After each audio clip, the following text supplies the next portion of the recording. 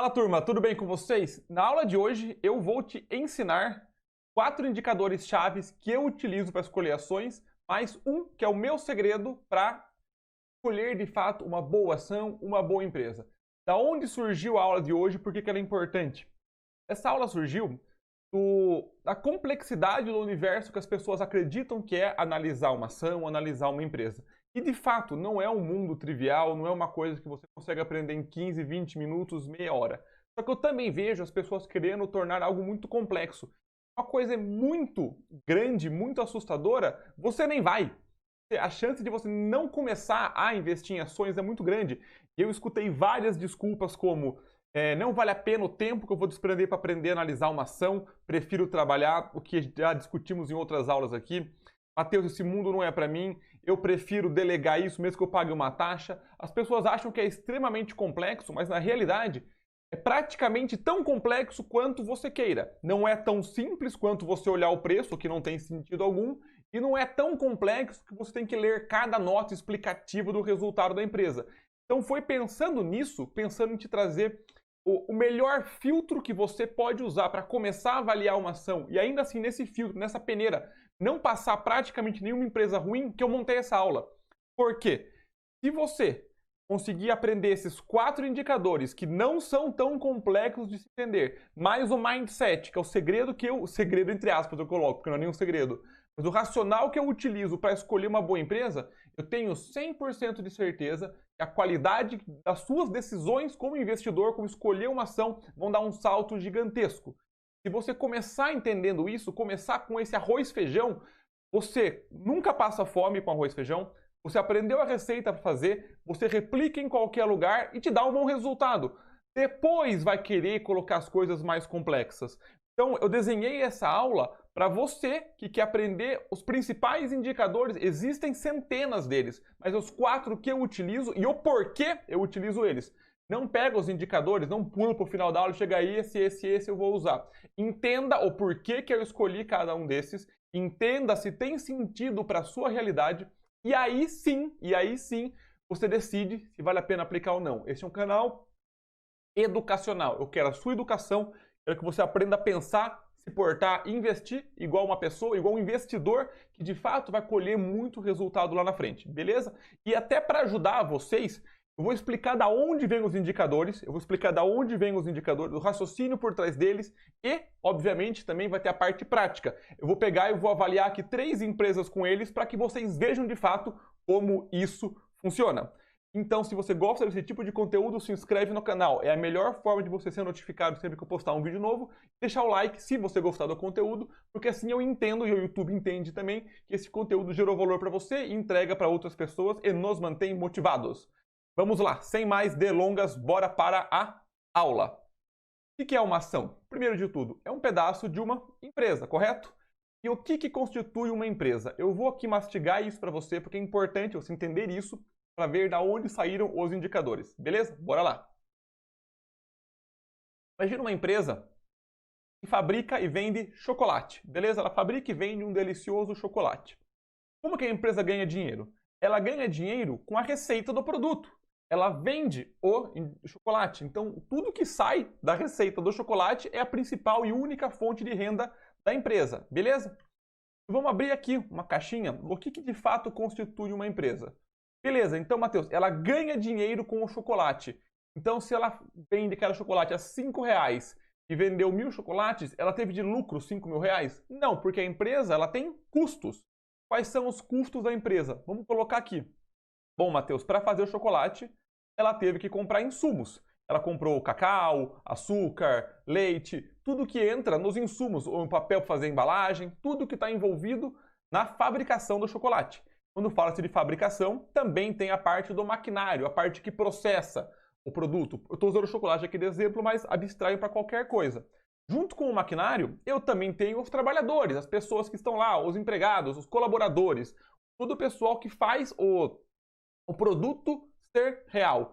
Isso aqui, pessoal, é tudo envolvido no custo do chocolate, beleza? Tudo isso daqui entra no custo do chocolate. Os insumos entram no custo do chocolate, o maquinário para processar o chocolate entra, os trabalhadores, que são o pessoal da produção mesmo, que está lá o encarregado, a pessoa que veio ali fica que monta o chocolate, que embala, sei lá, se é automatizado, se não é. Tudo isso é um custo do produto, legal? E além disso, eu tenho outros custos também com a parte administrativa da empresa, que é a gerência, a diretoria, o pessoal de qualidade, o pessoal do estoque. Tem a parte de vendas também, que é um outro corpo de venda que não faz parte do custo do chocolate, mas faz parte do custo da empresa. Toda a parte de marketing, de divulgação. Tudo isso também faz parte do custo da empresa. Ela tem os custos envolvidos com a fabricação do chocolate, que é o insumo, o maquinário, os trabalhadores da produção, e tem um outro custo, que é a parte administrativa da empresa, que é todo mundo que não, entre aspas, não contribui para a fabricação direta do produto, contribui para a estrutura da empresa funcionar, tanto a parte administrativa, financeira, presidência, diretoria, corpo de vendas, marketing, enfim, tem todo esse outro custo da empresa que também entra na estrutura dela. Além disso, toda empresa tem um outro custo que é um custo escondido, mas é um custo que existe na empresa. Que é o quê? As coisas que a empresa tem, possui, elas desgastam. Os carros desgastam, os computadores ficam mais velhos, precisa trocar maquinário, isso entra com uma depreciação. Por que é um custo escondido? Você não percebe isso ano a ano, não percebe isso mês a mês, mas ele está lá, ele acontece. Eventualmente, os veículos têm que ser trocados, o maquinário tem que ser reparado, reajustado, então as coisas, elas depreciam, isso é um custo para a empresa. E esse custo de depreciação, ele também entra no custo da empresa. Acabou, Matheus, o que mais a empresa paga? A empresa, ela também paga juros sobre dívida. É absolutamente normal uma empresa ter capital de terceiros para conseguir fazer projetos, para conseguir se desenvolver, e isso é até saudável dentro de um certo limite, mas ela paga esses juros sobre a dívida e depois ela também paga imposto de renda. Ela também paga imposto de renda. Matheus, e os outros impostos? Eu considerei, para simplificar muito aqui, tá, que a receita do chocolate para você já chegou isenta de ICMS, PIS, COFINS, para simplificar. Mas ela paga, ao final de tudo isso daqui, depois que ela tirou os juros, ela também paga o imposto de renda. Só depois que entrou a receita, tirou o custo do produto, tirou o custo administrativo, tirou o custo da depreciação, tirou os juros e imposto de renda, depois de tudo isso daqui é o lucro da empresa, que é chamado de lucro líquido. Então, essa daqui é a estrutura de custo de uma empresa. Entra uma receita, sai o que ela paga, o que de fato custa para ela para produzir o chocolate, o custo da equipe de venda do chocolate, de marketing, administrativa, a depreciação dos maquinários, dos carros, da equipe de venda, da frota, os juros, imposto de renda e sobra o lucro líquido. Viram como a estrutura de custo de uma empresa ela não é tão complexa, porque isso se replica desde chocolate até petróleo, até pipoca, até roupa, até energia elétrica, qualquer coisa. E isso daqui, pessoal, é a tão temida e demonstração de resultados do exercício da empresa. A DRE, que é, no meu ponto de vista, o demonstrativo financeiro mais importante de qualquer ação para se avaliar. A gente vai focar, inclusive, nele hoje. Nada mais é que a entrada da receita, menos o custo do produto vendido, menos o custo operacional, menos a depreciação, menos os juros e imposto de renda, que chega no lucro líquido. Então, a receita é o que entrou para a empresa. Então, isso que ela faturou de fato. Aí chegou o custo do produto, saiu daqui. O custo da operação também saiu daqui. A depreciação também saiu daqui. Os juros e imposto de renda também saiu daqui e sobrou, de fato, o lucro líquido. Entenderam? Isso aqui é uma historinha para explicar para vocês o que é isso aqui. Vocês entram em pânico quando vem isso aqui, a tabela fecha um vídeo, fecha uma aula, acho que não funciona. Você acabou de entender com o chocolate como é que uma empresa demonstra o resultado dela. A receita é o que ela vendeu, o custo do produto é o que de fato custou para ela, o que sobra é chamado de lucro bruto, que é a receita menos o custo do produto, as despesas operacionais, que é o exemplo de administrativo, vendas, marketing, aí o lucro da operação em si, eu tiro a depreciação dela, que é aquele desgaste, sobra lucros antes dos juros e imposto de renda, eu tiro juros e imposto de renda, eu chego no lucro líquido. Simplesmente isso. Você quer entender melhor, mais destrinchado, como funciona uma DRE? Tem uma aula no canal, deve estar aparecendo em algum lugar por aqui, que é DRE Descomplicando, ou Descomplicando uma DRE. Tranquilo, pessoal? Então não entrem em desespero quanto a isso. Pensem na estrutura do chocolate, beleza? Beleza, então, seguindo. Vamos agora para os indicadores. Quais são os indicadores que eu quero que você entenda, que eu quero que você domine, que eu quero que você avalie? E 2 pontos de ressalva extremamente importantes. Primeiro ponto. No meu ponto de vista, se uma empresa tem esses 4 indicadores saudáveis, é um forte indício, não conclusão, mas é um excelente indício que a empresa tem uma boa saúde financeira. É um forte indício de saúde financeira da empresa. Vou explicar melhor o porquê. Porém, cuidado com o contrário. Se a empresa não tem esses 4 indicadores saudáveis, não é uma conclusão que a empresa não é saudável. Isso é extremamente importante que você entenda. Algumas análises elas são exclusivas, algumas são conclusivas. Essa é uma análise exclusiva. Eu estou tentando deixar de fora as empresas ruins. Fazendo uma peneira que, no meu ponto de vista, nessa peneira só passa a empresa de qualidade. O que não quer dizer que uma ou outra empresa de qualidade não vai ficar presa na peneira. Também não quer dizer que uma outra empresa ruim não vai passar na peneira. Mas a ideia é o seguinte, se a empresa tiver essas 4 coisas saudáveis, alinhadas, tem uma grande chance de ser uma boa empresa. E por que se ela não tiver essas 4 coisas, ela não é? Por que pode passar uma empresa ruim por essa peneira? Por que isso não é uma coisa não é conclusiva? Porque é uma coisa exclusiva. Por causa do que eu vou lhe mostrar agora. Preste muita atenção. Indicadores não incluem a parte qualitativa de uma empresa. Não diretamente, pelo menos. E é tão importante quanto a parte quantitativa. Mateus, o que é a parte qualitativa de uma empresa? A parte da análise qualitativa é tão importante quanto, quiçá mais importante que a parte quantitativa. A parte quantitativa são os números, receita, lucro, resultado dela, dívida, indicadores, tudo isso é a parte quantitativa. Porém, a parte qualitativa é tudo que está atrelado à empresa como diferencial competitivo dela, modelo de negócio, o setor que ela está envolvido, a governança corporativa e a parte quantitativa, olha que sacada, ela é uma consequência da parte quali. Se a empresa tem uma qualidade, a parte qualitativa boa, ela é líder de mercado, tem um diferencial competitivo, tem um produto exclusivo, tem as 5 forças de Porter ao lado dela, tem barreiras de entradas, é líder de mercado, tem um bom modelo de negócio, um setor crescente, uma empresa dessa, quase que invariavelmente, quase que, terá bons números, terá bons resultados. Talvez não esse ano, no que vem, mas no longo prazo os resultados dela tenderão a ser positivos. E um dos fatores fundamentais, em épocas de mercado em alta, empresas sem diferencial competitivo, empresas sem um lado qualitativo muito bom, tendem a ir bem, porque o mercado está ajudando. Só que a grande sacada do investidor que eu quero que vocês entendam é o seguinte, em épocas de queda, em épocas de recessão, o que segura a empresa não é o resultado passado dela. É a estrutura presente dela e o plano para o futuro. E a estrutura presente e o plano para o futuro é a parte qualitativa dela que te demonstra. Por isso que é fundamental que você entre no site de RI das empresas, que é relacionamento com os investidores, olhe o que a empresa faz, modelo de negócio, tudo isso. Os indicadores são uma consequência de um trabalho bem feito. Eu sei, mas indicador avalia passado, eu estou na empresa pelo futuro. Beleza? E é óbvio que um bom passado é um forte indício, por isso que eu usei a palavra indício, de bons resultados futuros. Mas não confundam essas duas coisas. Esse é um salto na sua qualidade como investidor, se entendeu até aqui. Beleza? Beleza?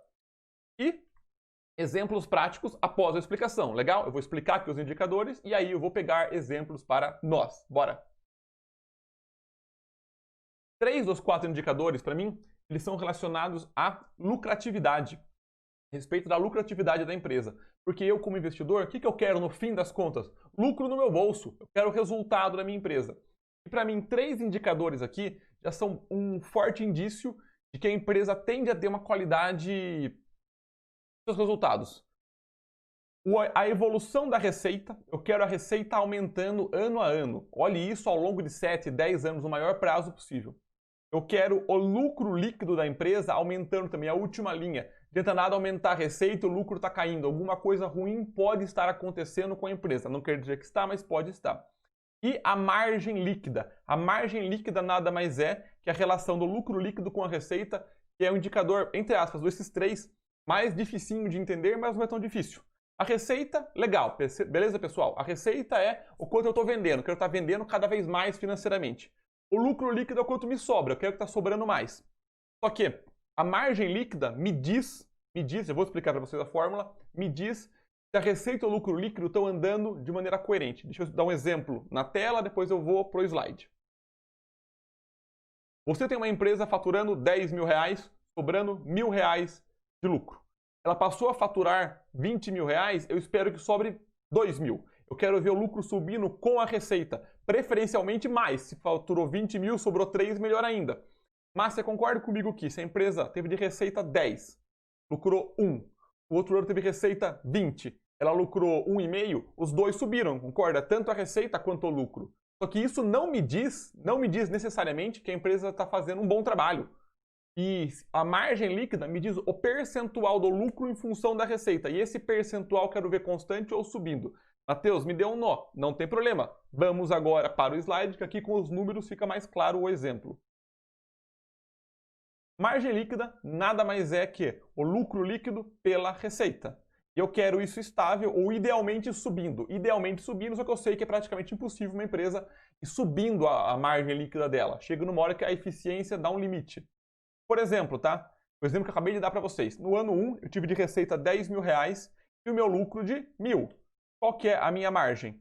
A minha margem é 10 mil por 1.000, sobra 10%, beleza? Ano 2, a minha receita foi de 20 mil e o meu lucro foi 1.200. Concorda que os dois subiram? Só que a minha margem caiu. Eu não estou faturando mais, o que não me sobra mais 10% de tudo que eu faturo. Me sobra 6%. E se isso está caindo ao longo do tempo, pode ser um sinal de o produto está ficando mais custoso, ela está tendo que vender mais barato, a operação dela ficou mais cara, ela está pagando mais juros de dívida, a depreciação está aumentando. Você concorda que, olha quantas possibilidades tem, mas Matheus, aí que me dá um nó na cabeça, aí que eu não tenho o que fazer. E este nó na cabeça, que você não precisa ter, é o segredo que eu vou contar depois dos 4 indicadores. Não é um segredo, tá? Mas o raciocínio é importante. Já dando um indício do que eu quero concluir é o seguinte. Se está complexo, pula. Está complexo, pula. Se não está alinhado com os 4 indicadores, pula. Você pode ser, sim, um investidor mais assíduo, a pessoa que está mais engajada, já tem um certo conhecimento no mercado e vai entender o que está acontecendo para a receita não estar subindo junto com o lucro, que pode ser perda de diferencial competitivo, o produto dela está tendo que abaixar o preço para continuar no mercado, o custo do produto está subindo, certo? O custo da empresa está aumentando, está tendo uma maior depreciação, tomou dívida, está pagando mais juros, você vê aonde está acontecendo, o porquê isso aconteceu e decide se continua ou não na empresa. Reparou que isso é complexo? Agora, se uma empresa subiu a receita, subiu o lucro junto, manteve a margem ou a margem aumentou, show de bola. Não preciso pesquisar alguma coisa que está indo bem. Eu preciso acompanhar enquanto ela vai bem. Viram a diferença? Eles enxergam essa diferença? E isso veio, pessoal, de um encontro com um casal que eu estou fazendo mentoria e ele já investia, no caso o noivo já investia, a noiva ainda não. Ela não tinha a menor familiaridade com ações, ele já tinha, beleza? Ela escolheu para analisar a Lelis Blanc. Inclusive, é uma das empresas que eu vou olhar aqui para vocês hoje, para analisar os resultados dela. Ele, se não me engano, pegou para analisar a Lojas Renner. Os números da Renner, que eu também vou analisar aqui hoje, são extremamente redondos e fáceis de analisar. O RI dela, do meu ponto de vista, é muito palatável, é gostoso de olhar. Por um azar do destino, a Lelis tem números complexos, a análise de conclusão do porquê o resultado dela está dessa forma não é tão trivial, e a menina, ela assustou. Ela falou, nossa, Matheus, é muito difícil para mim. É muito difícil. Eu não acho que eu vou querer analisar ações. É mais complexo do que eu achei. Eu falei, troca. Falei, inverte. Analisa você a Renner, você analisa a Lelis. Quando ela pegou a Renner, não é uma recomendação de compra, tá, pessoal? Só estou falando dela por causa dos números e a gente vai olhar daqui a pouco aqui. Falou, nossa, Matheus, eu entendi. É muito mais simples. Aí que me deu um estalo. Eu falei, caramba, não precisamos tornar as coisas complexas. Não preciso. Eu posso pegar uma coisa simples, começar com o simples. Porque o simples vai te dar um bom resultado. Está muito complexo, neste momento põe em segundo plano. Você não tem que ser sócio de todas as melhores empresas da Bolsa para enriquecer. Você tem que ser sócio de boas empresas, ponto. E essa é uma sacada fundamental que eu não vejo as pessoas comentando por aí. Querem pegar todo o arcabouço de indicadores, investimentos, entender a fundo. Você tem que entender a fundo muito bem poucas coisas para ter um bom resultado. E esta é uma conclusão fundamental. Beleza? Então bora para a tela. E o quarto indicador é a respeito da dívida. Eu te pergunto, quanto é uma dívida boa? Você tem ideia? 10 milhões? 5 milhões? 20? Depende da empresa, como é que eu faço isso? E esse indicador aqui é o indicador dos 4, o menos simples de entender. Não vou dizer mais complexo, porque não é tão complexo. Mas na realidade é uma coisa só. Ter dívidas não é ruim, ok? Uma empresa é normal, natural ter dívida, inclusive isso pode aumentar o valor da empresa na percepção do acionista. Esse é assunto para uma outra aula que eventualmente eu vou fazer, ok? Mas pensem comigo. Ter dívida é o adiantamento do futuro. Vou até dar um zoom aqui que isso fica melhor. Ter dívidas é ruim? Não, não é ruim. É natural uma empresa ter dívidas e muitas vezes é inclusive necessário. A empresa tomar dívida nada mais é que ela adiantar o futuro. Ela podia esperar juntar o resultado para fazer um projeto novo, para comprar uma empresa, fazer uma aquisição, criar um novo produto, criar um novo segmento de mercado. Quando ela toma dívida, ela adianta, ela pega dinheiro que ela não tem para construir alguma coisa. E se os juros que ela paga da dívida é menor do que o resultado esperado com aquele investimento, a dívida é boa. É uma dívida boa. Então, se a empresa lucra mais do que ela paga, tomar dívida é bom. E muitas vezes a empresa também toma dívida porque os juros que ela paga da dívida, dependendo do segmento dela, é menor do que a alíquota do imposto de renda. E você pode abater os juros da dívida do seu resultado. Mas, Matheus, agora eu não sabia disso. Não tem problema. Só estou te informando que é normal e natural uma empresa ter dívidas. Isso não quer dizer que é ruim, desde que a dívida esteja dentro de um range saudável. Quanto que é esse range saudável? É o que eu vou te mostrar agora do meu ponto de vista, beleza? É um indicador que facilita essa análise. Então, bora para a nossa tela. Esse indicador que facilita a análise, que é o seguinte. Se eu pegar a dívida líquida da empresa e dividir pelo lucro operacional dela, conhecido por EBIT, se esse número aqui for menor do que 3, é dentro de um range saudável da empresa. Vamos explicar o que isso quer dizer. Primeiro de tudo, o que é a dívida líquida? É a dívida bruta da empresa menos o caixa. Se a empresa está devendo 100 milhões de reais e ela tem 100 milhões de reais em caixa, a dívida líquida dela é zero. Ela não paga porque ela não quer zerar o caixa. Ela conseguiria pagar. Então, a dívida líquida é basicamente a diferença da dívida bruta e o caixa, legal? Então, se uma empresa está devendo 500 milhões tem 100 milhões em caixa, a dívida real dela, que ela não consegue honrar sem fazer alguma coisa, são 400 milhões. Então eu uso a dívida líquida, beleza? Por que eu divido pelo lucro operacional? O lucro operacional é o lucro antes de eu pagar juros, dívida e imposto de renda. É quase o lucro líquido, tá? Mas ele é antes.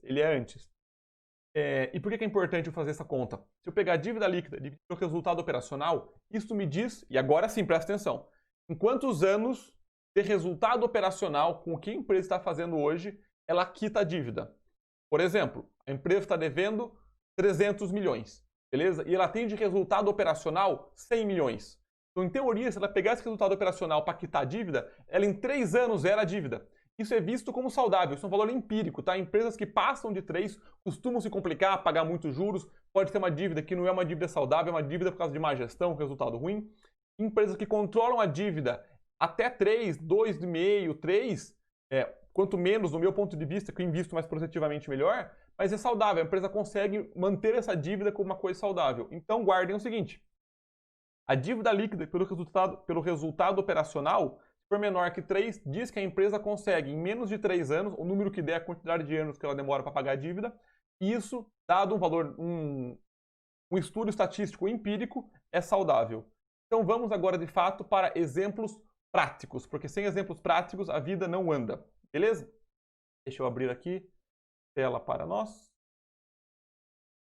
Vamos começar com a minha querida Lojas Renner. Estou usando o site Status Invest, vou usar 2 sites diferentes hoje, certo, pessoal? Pessoal, se eu usar aqui o Status Invest, que é um site gratuito, vou usar 2 sites hoje, beleza? Vou sumir com a minha cara aqui só para ficar a voz, certo? Se eu olhar a receita dela, eu vejo que a evolução da receita da Renner desde 2008, ela está subindo. Então, o primeiro indicador já é positivo para ela. Receita sempre subindo. E se eu pegar aqui para olhar o lucro líquido, eu também vejo um lucro líquido praticamente só ascendente. Então, já de cara, eu consigo constatar que esses 2 indicadores dela são bem positivos. Perfeito? Até aqui, tranquilo? Absorveram, internalizaram esses 2 indicadores? Receita subindo, lucro líquido subindo. Show de bola, voltemos para a tela. Essa mesma página aqui, eu consigo aqui achar desse mar de indicadores, eu gosto de olhar esse carinha. Opa! Esse carinha aqui, ó. Que é a dívida líquida pelo EBIT. Então ela, em meio ano, conseguiria pagar a dívida dela. O que é extremamente saudável, ainda mais para uma empresa do varejo. Então já marcou 3 cheques. Receita, lucro líquido e dívida. E para olhar a margem líquida, pode descer, descer, descer aqui. Aqui dos resultados, ver mais. Eu gosto sempre de tirar a análise horizontal, que compara um ano contra o outro. Vamos pegar desde 2011 e vir aqui embaixo na evolução da margem líquida. Reparem o quê? A margem líquida dela, 10, 9.2, 9.3, 9.4, 9, 9, 12, 11, 10. Extremamente estável. Extremamente estável. Repararam? Repararam o seguinte? Entenderam? Como ela cumpre esses 4 requisitos? Receita subindo, lucro líquido subindo, dívida baixa e margem estável. Beleza! Beleza, vou comprar só com isso? É óbvio que não. É óbvio que não. Você também tem que olhar a empresa, olhar o site de RI dela. E no site de RI dela, busque sempre a apresentação institucional, que eu vou mostrar para vocês aqui agora. Site da Renner, RI da Renner. Aqui em apresentações, abram a apresentação institucional, já está aberta. E aí vocês vão ler o release dela para entender o mercado. Legal? Mas uma vez que você já viu os números saudáveis, você começa a ver quantidade de lojas, a receita dela, as marcas que ela tem. Você vai dar uma olhada na estrutura da empresa. E esse release deles eu gosto bastante. Legal? Então depois que você viu os números, você vai pegar e olhar isso daqui. Beleza. Show? Vamos olhar agora uma outra empresa do mercado, a qual eu não tenho em carteira, que não quer dizer que você não tem que ter, e é uma empresa que vem sim desempenhando muito bem e está na boca do povo de todo mundo, que é a Magazine Luiza. Vamos dar uma olhada nos números de Magazine Luiza também no Status Invest. Depois eu vou para o outro site, só para não dizer que eu sou tendencioso. Bora lá. Pegar a receita da Magazine Luiza também vem praticamente só subindo. Sofreu um pouquinho aqui de 14 para 15, mas estatisticamente vem subindo também. E se olharmos agora, e agora que vem o meu receio com ela, o lucro líquido começou a engrenar mesmo a partir de 2016, 17, 18 e 19. Desde 2008, a empresa ela vinha com um case de lucro, prejuízo, mesmo com a receita subindo, ela vinha com um histórico de lucro, prejuízo muito alternado. E aqui já vem uma coisa para você se acalmar, para você acalmar de cara. Todo mundo fala que R$1.000 Magazine Luiza tinha virado, sei lá, R$500.000 ao longo de tanto tempo. Como é que alguém ia pegar isso? Como é que você, olhando os resultados passados, ia comprar uma empresa dessa? Não que você não poderia comprar, mas você concorda que ela tem um grau de risco maior? Hoje, olhando, é fácil ver o que ela fez. Mas essa estrutura dela muito arrojada que mudou foi um turnaround, uma mudança completamente na estrutura da empresa, na forma como ela faz negócio? Isso torna complexo. Isso torna complexo o que a empresa está fazendo. Porque aí sim você consegue entender. Agora é fácil olhar, não é fácil, agora dá para entender o que a empresa estava fazendo, conseguir tentar ver uma projeção para onde ela estava indo. Mas quem pegou o Magazine Luiza lá atrás, acreditou no turnaround, que é um risco muito grande, que os números não apoiavam, você deu muito bem. Só que qual que é a chance de você conseguir de fato fazer isso na prática? Quantas empresas estavam na situação do Magazine Luiza e não deram esse turnaround? Não que é errado, de maneira alguma. Só que você enxerga a diferença de solidez nisso. Vamos voltar aqui para a tela para poder enxergar o restante dos números dela. Aqui, analisar o indicador de dívida. Ela também está com dívida negativa, na verdade. Isso é o quê? Ela tem mais caixa do que dívida. Dívida negativa é bom, porque ela tem mais caixa que dívida. Então a gente confere isso. Aqui, ó. Ela tem de dívida bruta 1,6 bilhão. E tem 2,9 bilhão em caixa. Então ela está devendo negativo. Então o que é excelente para a empresa hoje em termos de estrutura. Agora, vamos olhar a margem dela. Ver mais. Vamos tirar a análise tal. Colocar um tempinho mais longo. Olha aqui a margem líquida dela. Menos 0,1, mais 1,41, 1,31, menos 0,7, 0, 3, 3, 4. Esse ano agora a projeção um pouco menor, mas por causa da crise. Ela começou a engrenar depois. depois. Vocês enxergam isso? Aqui. Vocês enxergam como é um case mais complexo de analisar e estudar só por número, por esses 4 indicadores de receita, lucro, margem e dívida? A dívida agora está boa. Vou mostrar para vocês um outro site aqui agora, as dívidas históricas das empresas, para vocês entenderem também como não era tão simples analisar antes. Eu vou usar o site do Fundamentei, do Eduardo Cavalcante. Gosto muito desse site dele. Vamos lá. Aqui. Se a gente pegar a evolução da receita, aqui Magazine Luiza, tá, pessoal? Também a receita subindo, beleza? Só que se eu pegar aqui a dívida bruta dela, em função do EBITDA, só cruzou depois de 2017.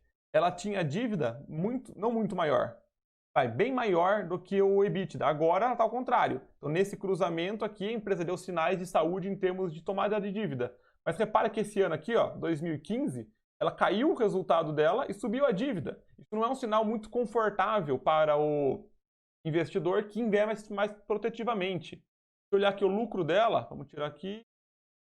Olha o lucro dela oscilando. Começou a bombar no longo prazo. A margem líquida dela oscila bastante também. Se olharmos aqui os números dela, olha os anos de prejuízo. 1, 2, 3, 4 anos. Aqui o lucro líquido, tá? Olha os anos de prejuízo dela, resultados. Começou a engrenar a partir de 2017 mesmo, ó. 15, 16, 17, 18, perdão. 16, 17, 18 e 19. Ou seja, em termos de números, eu que peso bastante isso, prefiro não entrar nessa empresa. Nada errado, ela está indo muito bem. Quem sou eu para falar que a Magazine Luiza está indo mal? Só que eu não quero. Agora, se olharmos já a Renner, o lucro líquido dela, ela teve prejuízo em 2000, 2001, 2002. Depois desse prazo, só lucro líquido praticamente subindo. A dívida dela também muito bem controlada. Se olharmos aqui os gráficos, vamos ver, vamos ver tudo. Olhando o lucro líquido, a estrutura para mim tem muito mais solidez em resultados, não quer dizer melhor nem pior, quer dizer solidez que Magazine Luiza. Se olharmos aqui a dívida líquida, dívida bruta pelo EBIT, para fazer igualzinho.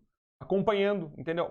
Tende a acompanhar, me mostra que a empresa tem uma estrutura que toma dívida conforme sobe o resultado dela. Beleza? Até aqui vocês entenderam? E olhem só. Olhem a empresa que a Lelis, que eu nem sabia que tinha ações na bolsa, que a minha querida amiga mentorada analisou pra gente. Vamos ver aqui, só para vocês terem uma ideia como é mais complexo, tá? Se olhar a receita dela, já é uma receita que desde 2015 tende a estar estagnada. Então tá 1, 2, 3, 4, 5 anos estagnada, agora 2020 não vai ser muito melhor pelas projeções. Se olharmos o lucro líquido dela, praticamente nunca deu lucro, deu um pico de lucro em 2017, depois caiu. Então em termos de resultado ela não tem um lucro. Olharmos a dívida dela. Olha a complexidade. A dívida líquida por EBIT está negativo, beleza. Só que tem que sempre vir conferir aqui, ó. Ela tem uma dívida bruta menor que a disponibilidade, que dá uma dívida líquida positiva para ela. Por que esse indicador? E olha só como é complexo. E por que esse indicador deu negativo? Não era para ter uma dívida negativa? Não, porque o EBIT dela é negativo, o resultado dela é negativo. Isso torna mais complexa a análise. Que você teria que vir aqui, nessa parte de resultados dela, 2015, e olhar que, cadê o lucro líquido? O lucro líquido dela foi negativo esse ano, esse ano, esse ano, e agora, nos últimos 12 meses, está sendo negativo também. Portanto, uma divisão que um dos dois lados é negativo, vai dar negativa. Se olhar a margem líquida dela, menos 1,40, menos 5, mais 33, mais 8, menos 20. É muito complexo. Se olhar também o site dela de RI, eu achei um site, em minha opinião, tá? Não gostei muito do site. Quando você vai no site de RI dela de cara, relação com os investidores, vem pra cá, é difícil achar apresentação institucional, eu nem achei, para ser sincero. E aí, cadê as coisas do RI dela? Ah, vou ver aqui em quem somos. Vamos ver aqui nossos clientes. Nossos produtos. Quando eu clico no produto, cadê nossas marcas? Quando eu clico na marca, ela manda para um outro site. Tem que fazer o cadastro para entrar. Enfim, para mim é muito complexo ter esse tipo de coisa. Não que para mim é muito complexo. Para você querer começar, eu acho muito complexo, na minha opinião. E aí que tá a conclusão importante, que é o mindset chave de como eu invisto. Prestem muita atenção, vamos lá. R$ 1.000 em Magazine Luiza, teria investido na época do turnaround dela, que ela pegou no mínimo, teriam virado R$ 500 mil hoje. Praticamente, aproximei, tá, pessoal? Aproximei, não se apegue no grandes números, tá? R$ 1.000 na Renner, que eu gosto, na minha opinião, tá? Na minha opinião, eu invisto nela, não invisto no Magalu, teria virado R$ 40 mil hoje. Eu pergunto, o que você prefere? Magalu ou Renner? Ô, Matheus, é lógico que eu prefiro Magalu. Ter ganhado 500 vezes contra a Renner 40. Pô, você não conseguiu analisar, não conseguiu pegar isso. Eu prefiro Magalu. Pergunta. Você teve algum desses ganhos? Você estava em Magalu ou na Renner? Você pegou essas grandes altas? Segundo ponto. Algum desses ganhos soa ruim para você? É ruim multiplicar o capital por 40? É bom só quando é vezes 500? Qual que é a grande conclusão? E para mim é o meu mindset. Você não precisa dos maiores ganhos no mercado para enriquecer. Você precisa controlar o seu risco e ser consistente e paciente. Você, para achar a Magazine Luiza, que ninguém vai achar a próxima, mas tem gente vendendo isso a dar com pau, como se fosse fácil encontrar, você vai ter que correr um risco muito grande, o que não é errado, mas eu não quero. Eu prefiro buscar empresas mais sólidas, que também dão um resultado excepcional. Então, se você mapear esses 4 indicadores, que pela minha experiência são excelentes para você conseguir começar, uma receita crescendo, um lucro crescendo, uma margem estável crescendo e uma dívida controlada, você tem grandes chances de escolher boas empresas. Mas, Matheus, essa análise sua excluiu o Magalu. Beleza! Não preciso dela para enriquecer. Eu não preciso dela. Se acertar 30 lojas Renner, você fez o capital vezes 40. Tá tudo certo. Tudo certo. É a dica de ouro. Começa pela empresa redonda. Se você não tem expertise para analisar, começa pelo fácil. Começa com arroz com feijão. Não começa querendo correr antes de engatinhar. Começa com o simples. Comece com os números. A empresa pareceu complexa, não entendeu alguma coisa no começo, pula. Tem muita empresa redonda para você analisar. Analisa o redondo, vai no RI, entende o modelo de negócio, anota, guarda a empresa. Depois você começa a ver, pô, Matheus, não está crescendo igual. O que é essa depreciação? Você vai naturalmente despertar o seu interesse. Vai despertar seu interesse. É a mesma coisa, seja um cozinheiro, começa fazendo, sei lá, uma vitela ao molho madeiro com não sei o que, você vai desistir. Faz um omelete. Pô, ficou gostoso o omelete? Ó, que legal, agora faz um bife. Vai pegando gosto. As pessoas querem que você comece já sabendo o que os especialistas sabem. Você não precisa disso. Você não é um especialista de mercado. Você nem tem interesse em ser, foca na sua carreira. Mas toma as rédeas da sua vida financeira. Entende o que você precisa e dá um passo por vez. Seja um pouco melhor que ontem. Comece com o simples, porém não o mais simples. E assim você vai conseguir construir patrimônio no longo prazo. Eu genuinamente espero que você tenha entendido a mensagem central dessa aula. É uma aula que eu queria muito que alguém tivesse me falado isso quando eu comecei. Eu tenho 100% certeza que você vai ter resultados melhores por isso. Certo? Chegou nesse ponto aqui do vídeo, gostou? Deixa o like aqui embaixo, se inscreve no canal, vejo vocês na próxima aula.